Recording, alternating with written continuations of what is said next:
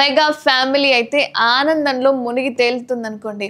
Varun Tej and Lavanya Tripathi దంపతులు అమ్మానాన్నలుగా promotion అయితే పొందారు.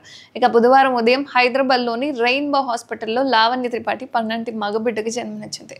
అయితే ఈ శుభవార్తను సోషల్ మీడియా ద్వారా షేర్ చేశారు వరుణ్ తేజ్.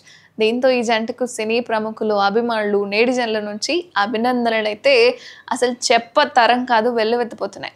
ఇక మరోవైపు ఈ విషయం తెలుసుకున్న చిరంజీవి కూడా మన శంకర్ వరప్రసాద్ గారు సెట్స్ నుంచి నేరుగా హాస్పిటల్‌కి వెళ్ళి వరుణ్ అండ్ లావణ్యలకు శుభాకాంక్షలు చెప్పాడు.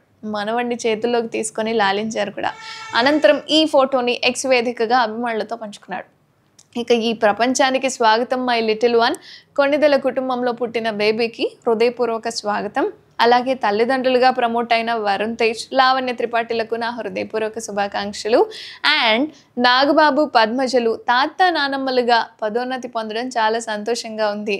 ఆ బిడ్డ అన్ని రకాల ఆనందం, ఆరోగ్యం, సమృద్ధిగా ఆశీస్సులు ఉండాలని కోరుకుంటున్నాను.